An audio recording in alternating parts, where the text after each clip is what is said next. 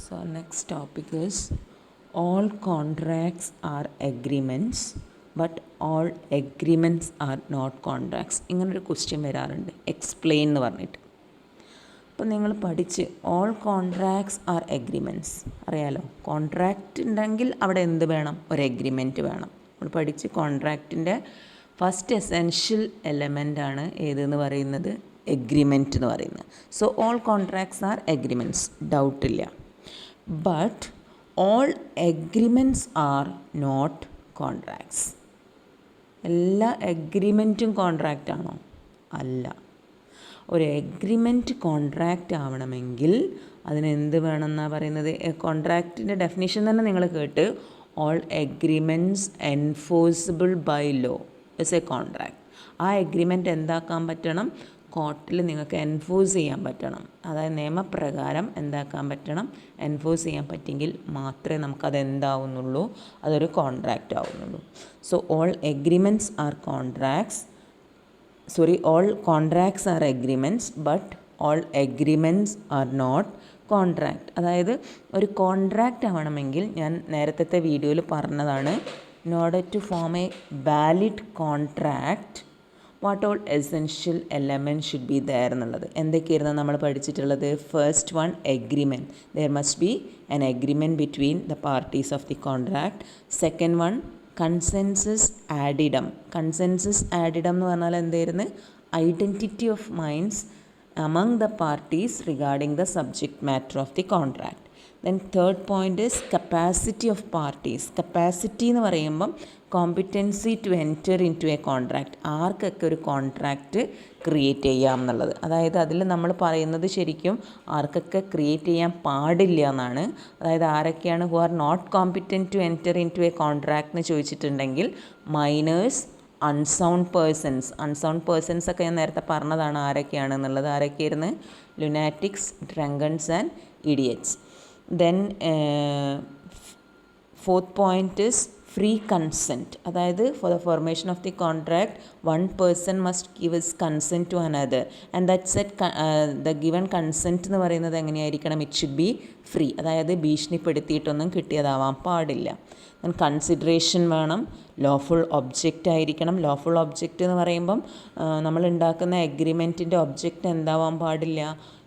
It must not be illegal or immoral or oppose to public policy. Then അടുത്ത point പറഞ്ഞിരുന്നത് not declared to be void എന്നാണ്. അതായത് agreement എന്തായി തീരാൻ പാടില്ല. നമ്മളിപ്പോൾ ഉണ്ടാക്കുന്ന എഗ്രിമെൻറ്റ് പിന്നീട് അത് വോയിഡ് ആവാൻ പാടില്ല. വോയിഡ് ആവുക എന്ന് പറഞ്ഞാൽ അസാധുവായി പോകുന്നത്, അതിന് വാലിഡിറ്റി നഷ്ടപ്പെടുന്നതിനെയാണ് വോയിഡ് എന്ന് പറയാം. ഓക്കെ, അപ്പം ഞാൻ അതിലൊരു എക്സാമ്പിൾ ഞാൻ പറഞ്ഞിട്ടുണ്ടായിരുന്നു. ഇപ്പോൾ ഒരു ലിക്കർ സപ്ലൈ ചെയ്യാൻ വേണ്ടി ഒരു എഗ്രിമെൻറ്റ് ഉണ്ടാക്കി, പിന്നീട് എന്ത് വന്ന് ലിക്കർ പ്രൊഹിബിഷൻ ആക്ട് വന്നിട്ടുണ്ടെങ്കിൽ ആ ഒരു കോൺട്രാക്റ്റ് അവിടെ പിന്നെ പെർഫോം ചെയ്യേണ്ട ആവശ്യമില്ല. കാരണം നിയമം എന്തായിട്ടുണ്ട്? ലിക്കർ പ്രൊഹിബിഷൻ ആക്റ്റാണ്, മദ്യനിരോധന നിയമം വന്നത്. അപ്പോൾ ഇനി നിങ്ങൾ എന്താക്കാൻ പാടില്ല? മദ്യം വിൽക്കാനോ സപ്ലൈ ചെയ്യാനോ പാടില്ല എന്നുള്ള നിയമം വന്നിട്ടുണ്ടെങ്കിൽ പിന്നെ ആ കോൺട്രാക്റ്റ് അല്ലെങ്കിൽ ആ എഗ്രിമെൻ്റ് അവിടെ പെർഫോം ചെയ്യേണ്ട ആവശ്യമില്ല. മനസ്സിലായല്ലോ? അപ്പോൾ ഒരു കോൺട്രാക്റ്റ് ആവണമെങ്കിൽ ആ കോൺട്രാക്റ്റ് എന്താ പറയുന്നത്? Not declared to be void. അതായത് the agreement might not have been expressly declared void by any law in force in the country. Okay, പിന്നെ രണ്ട് പോയിൻറ്റും കൂടെ പറഞ്ഞിരുന്നത് എഗ്രിമെൻറ്റ് എങ്ങനെയായിരിക്കണം എന്നായിരുന്നു? സെർട്ടൻ ആയിരിക്കണം, സെർട്ടൻ ആൻഡ് പ്രിസൈസ്. അതേപോലെ ടേംസ് ഓഫ് ദി എഗ്രിമെൻറ്റ് എന്ന് പറയുന്നത് it must be capable of performance. ചെയ്യാൻ പറ്റിയതായിരിക്കണം. ഞാൻ എക്സാമ്പിൾ പറഞ്ഞത് ഓർക്കുന്നുണ്ടല്ലോ, ഒരാളെ കൊല്ലാൻ വേണ്ടിയിട്ടൊന്നും കോൺട്രാക്റ്റ് മരിച്ച ഒരാളെ തിരിച്ചു കൊണ്ട് തന്നാൽ 1,00,000 തരാമെന്നൊക്കെ പറഞ്ഞുകൊണ്ട് കോൺട്രാക്റ്റ് ഉണ്ടാക്കരുത്. It is not capable of performance. Okay, അപ്പോൾ ടേംസ് ഓഫ് ദി എഗ്രിമെൻറ്റ് എന്ന് പറയുന്നത് പ്രിസൈസ് ആയിരിക്കണം. അതായത് കൃത്യമായിട്ട് എന്താ പറയുക, certain and precise, and also the terms must be capable of performance.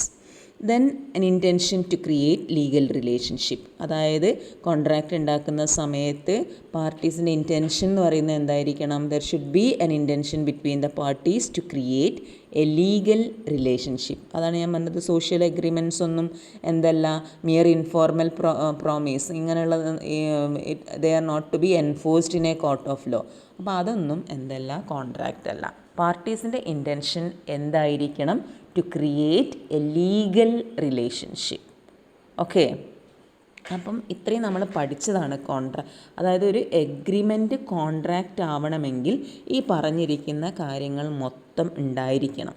Okay, അപ്പം അതുകൊണ്ടാണ് പറയുന്നത് all contracts are agreements but all agreements are not contract. Okay, മനസ്സിലായോ? അപ്പോൾ according to section 2H, an agreement enforceable by law is a contract. Therefore, all contracts are agreements. But all agreements are not contracts. അതായത് they must be enforceable in a court of law. അപ്പോൾ therefore some agreements remains only as agreements. ഒരിക്കലും അതെന്തായി മാറുന്നില്ല? Contract ആവുന്നില്ല. ചില agreements തന്നെയായി തന്നെ കിടക്കും. മനസ്സിലായല്ലോ? So they do not become contract. അതിന് എക്സാമ്പിൾസ് നിങ്ങൾ എഴുതിയിരിക്കണം. എക്സ്പ്ലെയിൻ എന്ന് പറയുമ്പം ഈ പോയിൻറ്റ്സും കൂടെ അതിലുണ്ടായിരിക്കണം. അപ്പോൾ ഏതൊക്കെ എഗ്രിമെൻറ്റ്സ് ആണ്, which all agreements remains only as agreements എന്നുള്ളത് അറിഞ്ഞിരിക്കണം. അപ്പോൾ ഞാൻ 1 by 1 ആയിട്ട് പറയാം. Agreements not intended to create legal relationship. അതായത് നിങ്ങളൊരു എഗ്രിമെൻ്റ് ഉണ്ടാക്കുന്ന സമയത്ത് ആ എഗ്രിമെൻറ്റിൻ്റെ ഇൻറ്റൻഷൻ എന്തല്ല?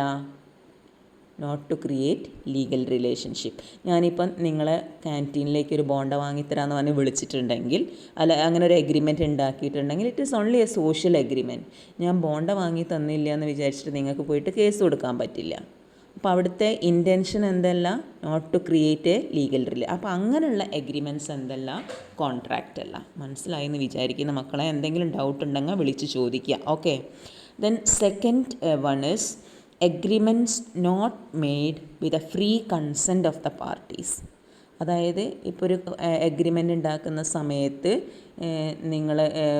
ഞാനിപ്പോൾ എൻ്റെ ഒരു വീട് വിൽക്കാൻ ഉദ്ദേശിച്ചിട്ടുണ്ട്. മറ്റേ ആൾക്ക് വാങ്ങാൻ വലിയ ഉദ്ദേശമില്ല, പക്ഷെ ഞാൻ അവരെ ഭീഷണിപ്പെടുത്താം, നിങ്ങളിത് വാങ്ങിയില്ലെങ്കിൽ നിങ്ങൾ അങ്ങനെയാക്കും ഇങ്ങനെയാക്കും എന്നൊക്കെ പറഞ്ഞിട്ട്. അപ്പോൾ അതൊരു ഫ്രീ കൺസെൻ്റ് അല്ല അവിടെ. So agreements not made with a free consent of the parties, അതും കോൺട്രാക്റ്റ് അല്ല. Then agreements not made by competent persons. Competent persons ആരാണെന്ന് അറിയാലോ? Not competent, who are not competent to enter in to a contract എന്ന് ചോദിച്ചാൽ minors, unsound persons and persons disqualified by law in force in country. ഈ 3 കൂട്ടരെയാണ് കോൺട്രാക്റ്റിൽ എന്തല്ലാത്തത്? They are not competent to enter into contract. അപ്പോൾ ഈ 3 കൂട്ടരായിട്ട് ഉണ്ടാക്കിയിട്ടുള്ള എല്ലാ എഗ്രിമെൻറ്റ്സും എന്താണ്? It is void. അപ്പോൾ അങ്ങനെയുള്ള എഗ്രിമെൻറ്റ്സ് ഒന്നും എന്തല്ല? കോൺട്രാക്റ്റ് അല്ല. Okay, then agreements not made for a lawful object. അതായത് ലോഫുൾ ഒബ്ജക്റ്റ് അല്ലാത്ത, ഞാൻ പറഞ്ഞല്ലോ എഗ്രിമെൻറ്റിൻ്റെ ഒബ്ജക്റ്റ് എന്തായിരിക്കണം? It must be lawful. എന്തൊക്കെയാവാൻ പാടില്ല? It must not be illegal, immoral or oppose to public policy. For example, ഒരു എയും ബിയും തമ്മിലുള്ള ഒരു എഗ്രിമെൻ്റ് എന്ന് പറയുന്നത് ഒരു സെക്ഷൽ ട്രേഡ് നടത്താനുള്ള ഒരു എഗ്രിമെൻ്റ് ആണെങ്കിൽ ഇസ് ഇറ്റ് ലോഫുൾ ആണോ? അല്ല, it is immoral. So it is not a contract. മനസ്സിലായല്ലോ? ഒരു കോടതിയിൽ പോയിട്ട് എന്തെങ്കിലും ഒരു വീഴ്ച വന്നിട്ടുണ്ടെങ്കിൽ കോടതിയിൽ പോയാലൊന്നും അതിനെന്തില്ല? നിയമസഹായമൊന്നും കിട്ടാൻ പോകുന്നില്ല. Then agreements which have been declared void by law. അത് ഞാൻ എക്സാമ്പിൾ വെച്ച് പറഞ്ഞു തന്നിട്ടുണ്ടായിരുന്നു, ആ മദ്യനിരോധന ലിക്കർ പ്രൊഹിബിഷൻ ആക്ടിൻ്റെത്. അപ്പം ഉണ്ടാക്കുന്ന സമയത്ത് അത് അന്നേരം വാലിഡ് ആയിരുന്നു. When the liquor prohibition act came in to force, what happens? അത് വോയിഡായി തീർന്നു. അപ്പോൾ പിന്നെ ആ പാർട്ടീസ് അത് പെർഫോം ചെയ്യേണ്ട ആവശ്യമില്ല. So it is only an agreement only, not a contract. Then agreements not written or registered or attested if so required by law. നിയമത്തിൽ പറയുന്നുണ്ട് ഒരു എഗ്രിമെൻ്റ് ആവണമെങ്കിൽ അത് നിങ്ങൾ എന്താക്കിയിരിക്കണം? രജിസ്റ്റർ ചെയ്യണം, അല്ലെങ്കിൽ എഴുതിയിരിക്കണം, അല്ലെങ്കിൽ ഇങ്ങനെ അറ്റസ്റ്റ് ചെയ്തിരിക്കണം എന്നൊക്കെ ഒരു കണ്ടീഷൻ ഉണ്ടെങ്കിൽ ആ എഗ്രിമെൻറ്റ് കോൺട്രാക്റ്റ് ആവണമെങ്കിൽ that condition must be fulfilled. മനസ്സിലായോ? ഇപ്പം ഒരു സ്ഥലം വിൽക്കുന്ന സമയത്ത് നിങ്ങൾ കണ്ടിട്ടില്ലേ ഈ ആധാരമൊക്കെ രജിസ്റ്റർ ചെയ്യുന്നത് കണ്ടിട്ടില്ലേ? രജിസ്ട്രേഷൻ പ്രോസസ്സ് അറിയില്ലേ? അപ്പോൾ ആ ഒരു രജിസ്ട്രേഷൻ കഴിയുന്നതോട് കൂടിയിട്ടേ ഉള്ളൂ അത് മറ്റേ ആളിലേക്ക് കൈമാറണം. അപ്പോൾ അങ്ങനെ ഒരു ഇതുണ്ടെങ്കിൽ, അതായത് എഗ്രിമെൻറ്റ് കോൺട്രാക്റ്റ് ആവണമെങ്കിൽ ഇങ്ങനെ written or registered or attested എന്നുള്ളൊരു ക്ലോസ് ഉണ്ടെങ്കിൽ ആ എഗ്രിമെൻറ്റ് അങ്ങനെ ചെയ്താൽ മാത്രമേ അതൊരു കോൺട്രാക്റ്റ് ആവുന്നുള്ളൂ. മനസ്സിലായോ മക്കളെ? അപ്പോൾ all contracts are agreements but all agreements are not contract. ശ്രദ്ധിച്ചോളാം.